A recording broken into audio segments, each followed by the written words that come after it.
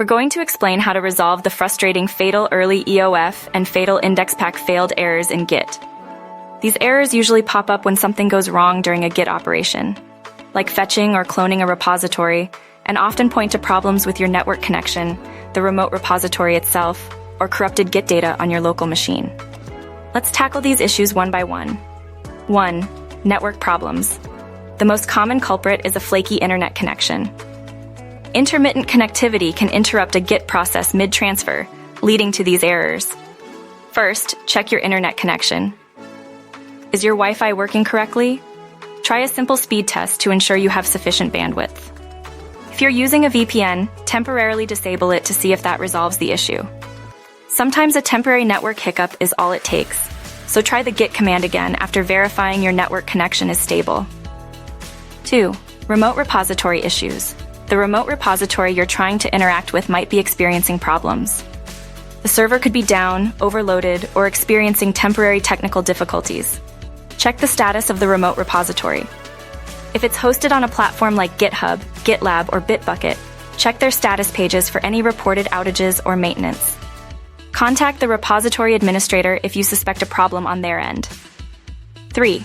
Corrupted local Git data. Sometimes the problem lies with your local Git configuration or repository.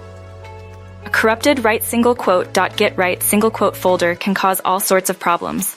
Start by trying to run git gc prune =now, which will perform garbage collection on your local repository, removing unnecessary files and potentially fixing inconsistencies.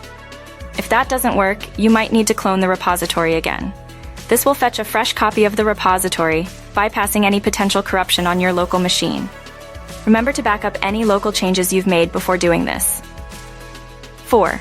Firewall or antivirus interference.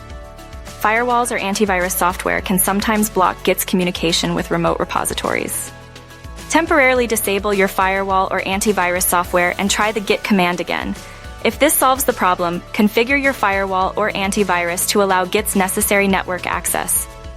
You'll probably need to add Git's executables to the exceptions list. 5. Git configuration issues.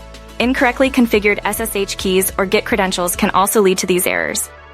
Ensure your SSH keys are correctly set up if you're using SSH to connect to the remote repository. If you're using HTTPS, double-check that your username and password or personal access token are correct and properly configured in your Git credentials.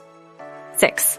Large repository size. Cloning or fetching extremely large repositories can sometimes time out or fail due to network constraints or resource limitations on your system.